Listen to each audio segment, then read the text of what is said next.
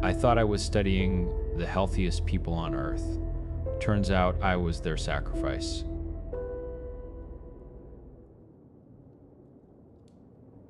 My vision is perfect now. It only cost one man's life. It started with a paper I found buried in a digital archive, a forgotten footnote in the world of ethnobotany. The Isawa of the Javari, a study in unprecedented vigor. The author, a disgraced academic named Joaquim, wrote of a small, uncontacted tribe living deep in the Brazilian Amazon with a lifespan and a level of health that defied all modern science. No cancer, no heart disease, no decay. They were, he claimed, practically immortal. For me, it felt like a lifeline. I was 26, trying to finish a PhD, and my world was shrinking to the four walls of a dark room.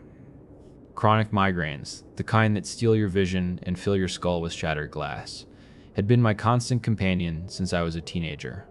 Doctors gave me pills. The pills gave me side effects. Nothing worked. The university was threatening to pull my funding. This paper wasn't just a research opportunity.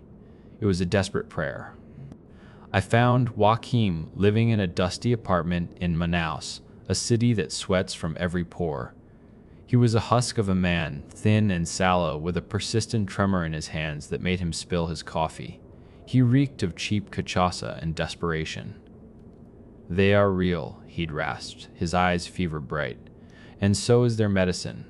But the jungle, it doesn't give up its secrets for free." He agreed to take me. His price was steep, but my inheritance was just enough.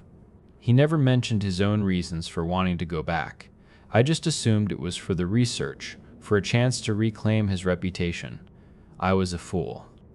The journey up the Iroquois River was a descent into a green hell. The air was a wet blanket you could never throw off. Insects with jewel-toned bodies and vicious bites raised welts on my skin. After 3 days, my migraine cycle hit. I spent an entire day curled in the bottom of our small boat, vomiting over the side, my head a symphony of pain. Joaquim watched me with a look I mistook for pity. On the 5th day, we saw him. Standing on the muddy bank, a man emerged from the wall of green, as if he were made of it. His skin was the color of rich earth, painted with stark black spirals. He held a 6-foot bow with an arrow nocked, the stone tip aimed directly at my chest. He didn't blink. Joaquim began speaking in a low, rhythmic language I didn't recognize.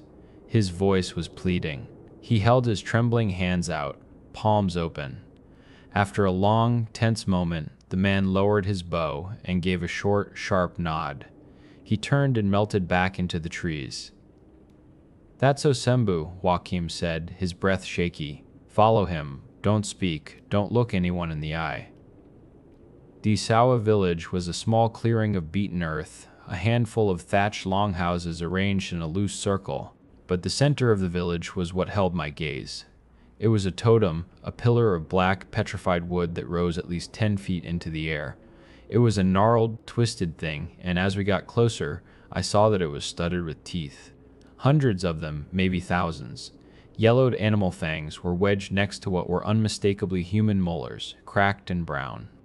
At its base was a pile of offerings, a dead capuchin monkey, a string of iridescent fish, some yams. They were all marked with the same black spiral I'd seen on Osembu's skin, and they were all rotting, swarming with flies. The smell was thick and sweet. The villagers watched us, their faces like stone masks. The women clutched their children, their eyes full of a quiet hostility aimed entirely at Joaquim. An old man, his face a roadmap of wrinkles, but with the taut, muscular body of a man half his age, approached. This was the chief. He and Joaquim spoke, their words like stones hitting each other.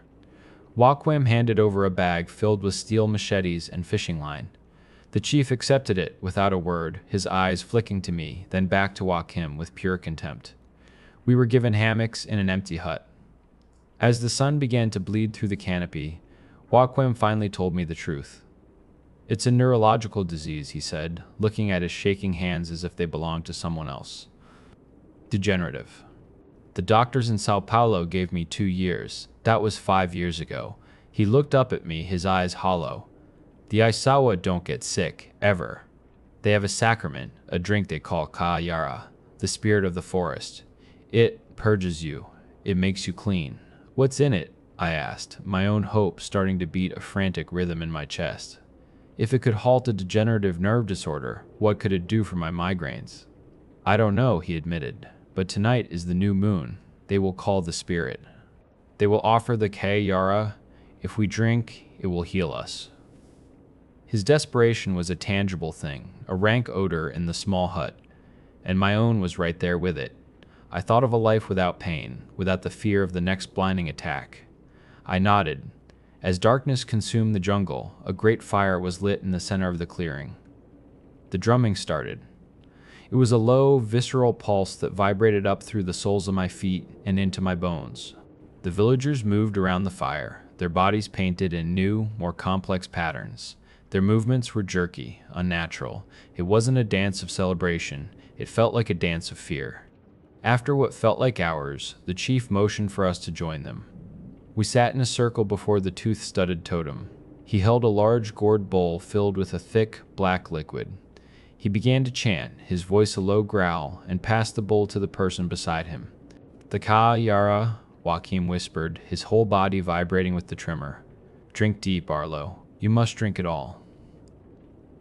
The bowl was passed from hand to hand, each person taking a long, solemn drink. Their faces were blank, their eyes wide and unfocused. When the gourd reached me, the smell hit me first. It was like soil and rot and something metallic, like old blood. My hands shook as I lifted it to my lips.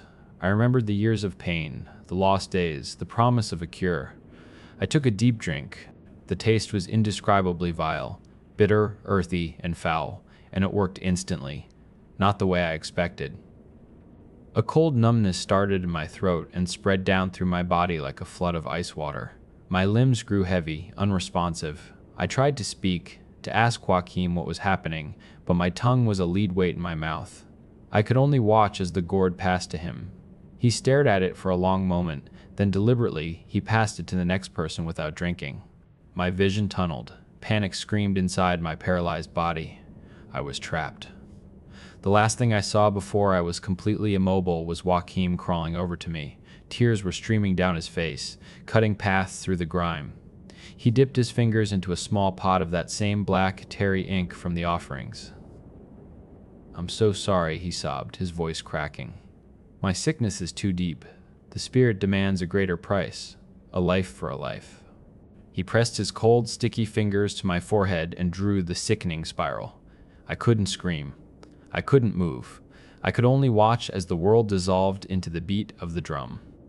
My next awareness was of being dragged. My body was still numb, but sensation was slowly returning, pins and needles in my hands and feet. They tied me to the totem, my back pressed against the cold wood and the sharp edges of the embedded teeth. The dead monkey was near my feet, the deer beside me. I was just another offering laid at the base of the pillar. The drumming stopped. The chanting stopped. The fire wasn't extinguished. It was inhaled. The flames just folded in on themselves and vanished, plunging the clearing into absolute suffocating darkness. And then, a silence so profound it was a physical weight. The ceaseless thrum of the jungle, the insects, the frogs, the night birds, it all just stopped. From the edge of the clearing, a sound began.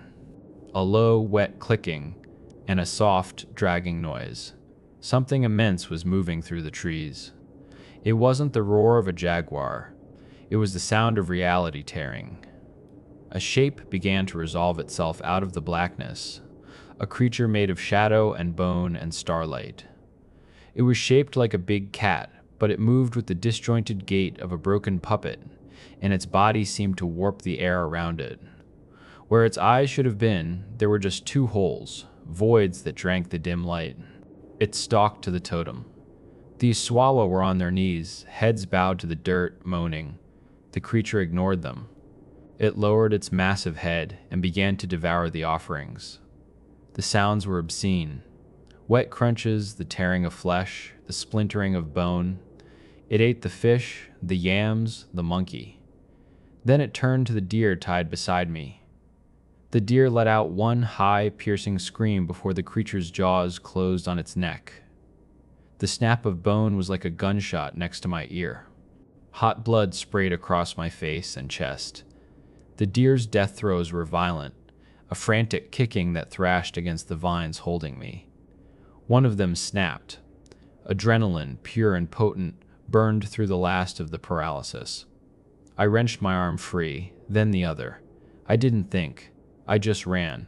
I scrambled away from the totem and plunged into the black wall of the jungle. No, Joaquim's shriek cut through the night. Come back. It has to be you. I heard him crashing to the undergrowth behind me. I was blind, branches whipping my face, thorns tearing at my clothes. He was faster. He slammed into my back and we both went down, tumbling through the mud and wet leaves. He was like a wild animal, clawing, biting, screaming in my ear. I need to live. I need to live. I need to live. I need to live. We rolled on the forest floor, a tangle of limbs in desperation. His hand clamped over my mouth, and I felt something hard pressing against his hip.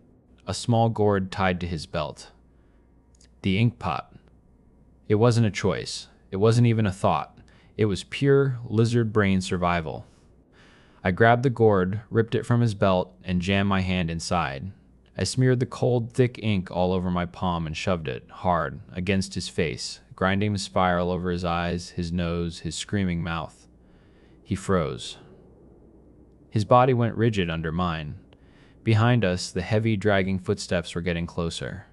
That sickening, clicking sound echoed through the trees. I scrambled to my feet and ran, leaving him there on the ground, marked and silent. His scream came a moment later. It was not a sound a human being should make. It was a pitch of pure, distilled terror that was abruptly cut off by a wet, tearing sound that will haunt me until the day I die. Then, silence returned. I ran until my lungs were on fire. By some miracle, I stumbled out onto the bank of the river, recognizing the bend where we had moored the boat. My hands were shaking so violently it took me 5 tries to start the motor. I pushed off into the current, the little engine whining. It died 2 hours later. I didn't have the strength to try again. I collapsed and let the river take me. A trading boat found me at dawn. The federal police in Manaus listened to my story with weary disbelief. Joaquim, they told me, wasn't just a disgraced academic. He was a wanted man, accused of trading weapons to illegal miners and extorting remote tribes. The Iswa didn't welcome him. They feared him. They had tolerated him because he brought them steel tools. He hadn't been an honored guest. He had been a parasite. They let me go. I was just another stupid gringo who got in over his head. On the flight home, as the plane climbed above the endless green carpet of the Amazon, my head began to ache. I panicked, thinking it was the start of a migraine.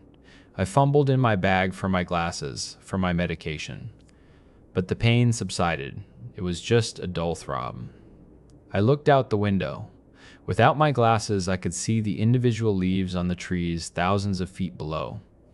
I could see the ripples on the winding rivers. The world was sharp, crisp, painfully clear. The migraine never came back. Not once. The Kayara worked. The spirit was real. It purges you. It makes you clean. But it demands a price. Joaquim was right about that. It needs a life for a life. He just got the transaction wrong. He thought he was buying his life with mine. But in the end, I was the one who was sick. And he was my offering.